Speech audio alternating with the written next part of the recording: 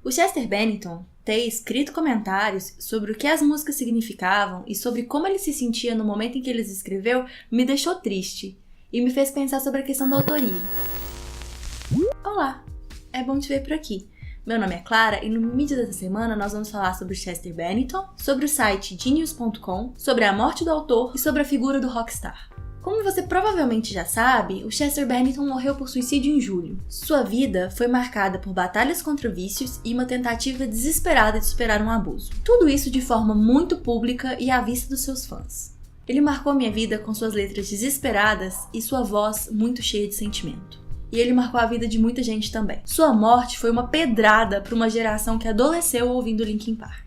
Logo depois que sua morte foi confirmada, o que foi uma tristeza particularmente grande para quem já vinha lendo notícias falsas sobre seu suicídio nos últimos anos, começaram a correr comentários no Twitter e em grupos do Facebook sobre o Chester ter deixado comentários em algumas músicas no site Genius.com pouco antes de morrer.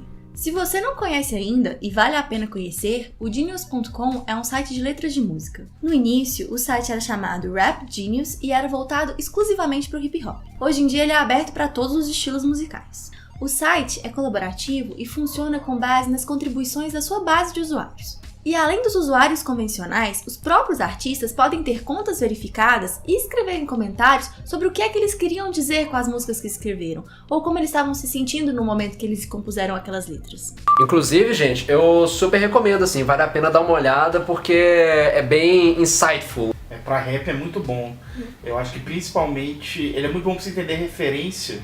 Quando a gente tá vendo músicas de cultura estadunidense, às vezes tem referência que a gente não pega, né, por não fazer parte do nosso cotidiano. E aí, rap, né, tem muita referência pontual a um momento específico, a um evento, a uma briga, um tiroteio que teve numa cidade tal no dia tal. Ou uma menção da cultura pop na TV. Que a gente não acompanha. E aí, no Genius tem isso tudo, né?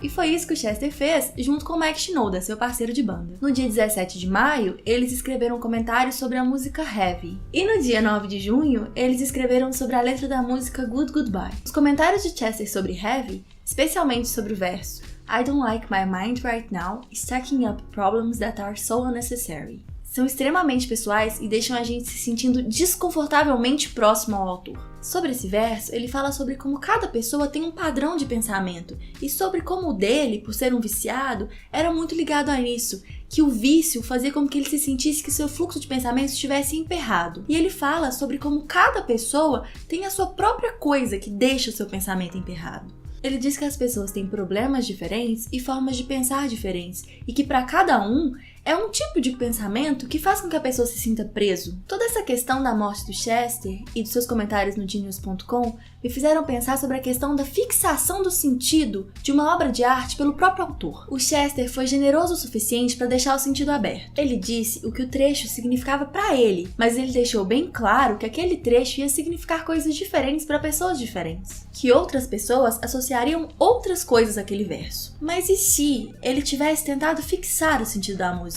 Um exemplo de artista que fez ou que tentou fazer isso dentro da plataforma do Genius.com foi a Lorde. Na música Perfect Places, ela explica que a palavra waster deve ser interpretada como a gíria neozelandesa para bêbados, quando o sentido dessa palavra fora da Nova Zelândia é outro. Em outros países que falam inglês, a palavra waster pode significar alguém que desperdiça muito ou que é considerado um fracassado. A cantora sentiu necessidade de explicar exatamente porque ela achou que as pessoas pudessem interpretar essa palavra de uma forma diferente. Agora, chega a ser engraçada uma anotação dela em uma outra parte da música. Um dos versos da música é Let's kiss and take off our clothes. A artista quase que tenta se desculpar, meio que tenta tirar o corpo fora, dizendo que embora esse verso fosse soar completamente óbvio dentro de outras músicas pop, na música dela soa estranho e triste. Mais do que o significado da letra, a Lorde, enquanto autora, quer dizer como é que as pessoas devem se sentir ao ouvir a música dela. É uma real tentativa de fixar o sentido.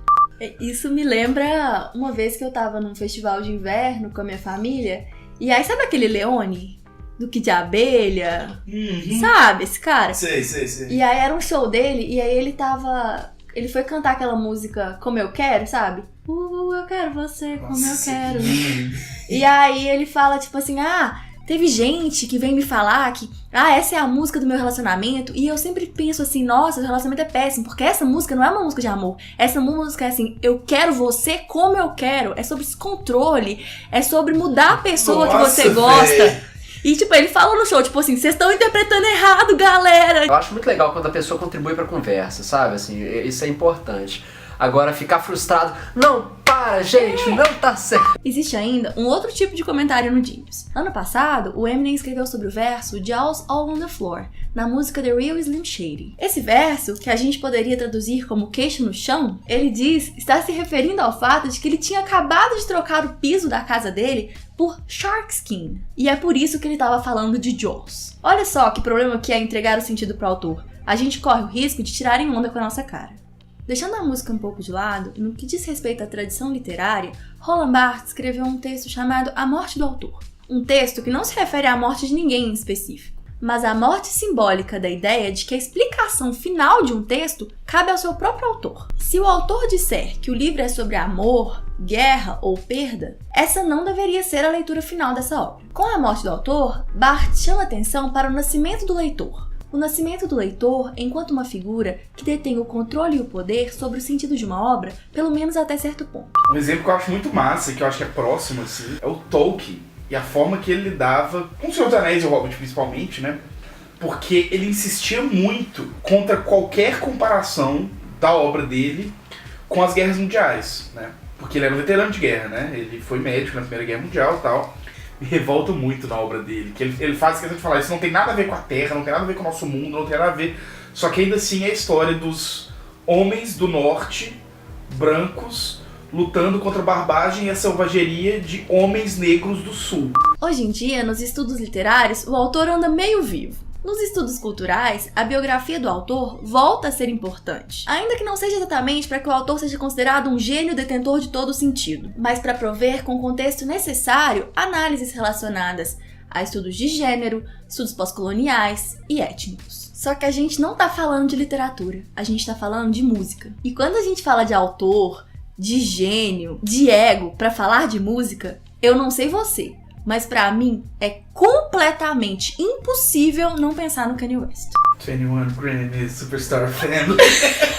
Kanye West, o maior ególatra que você respeita. Teve uma vez que Kanye West se autoproclamou o maior rockstar vivo. E inclusive, se você pesquisar maior rockstar vivo em inglês ou em português, todos os primeiros resultados do Google vão ser sobre o Kanye West.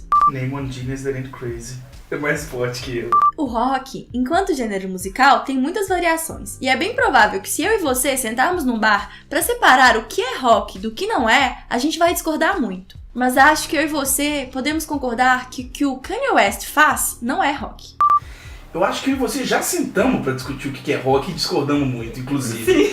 Por que então que o Kanye West se diz o maior rockstar vivo e não o maior rapper vivo? Eu acho que tem muito a ver com o fato de que a egolatria tem tudo a ver com rock and roll. No rock, o autor nunca morreu. Barthes publicou A Morte do Autor em 68, no ano em que os Beatles lançavam o White Album, o Rolling Stones lançava o Beggar's Banquet e a Janis Joplin começava a sua carreira solo. E aqui no Brasil, os Mutantes lançavam seu disco de estreia. 1968 é o ano antes do Woodstock. O autor rockstar estava loucamente vivo. Mas não é estranho que a figura do rockstar esteja tão ligada à sua produção. Afinal de contas, o rockstar não é só o compositor, ele também é o intérprete. Ele é o cara que tá no palco, nas capas do CD e nas redes sociais. Nesse caso, fica mais difícil desassociar o autor da obra. Pouco antes de morrer, Chester Bennington entrou no Genius.com e falou um pouco sobre o processo de composição das suas músicas, mas optou por não fixar o sentido das obras. Mesmo assim, ele me fez pensar sobre quem é que detém o controle sobre o sentido de uma canção. O que você acha sobre o assunto? O verso da Lorde deixa de ser óbvio porque ela disse que não é? O Eminem estava mesmo falando sobre tubarões? E nesse sentido, a música é diferente da literatura? Eu quero saber sua opinião. Se você gostou do vídeo e da discussão, não esquece de curtir o vídeo. É a nossa forma de saber que esse assunto te agradou, pra gente poder fazer mais vídeos como esse. Se você conhece alguém que pode se interessar sobre esse assunto, não deixe de mandar esse vídeo pra pessoa. Ajuda a gente a espalhar a palavra do Mimimídias. Se você já é inscrito no canal, muito obrigada. Se não, não esqueça de se inscrever e a gente se vê na próxima semana. Hoje em dia, nos estudos literários, o autor anda meio vivo.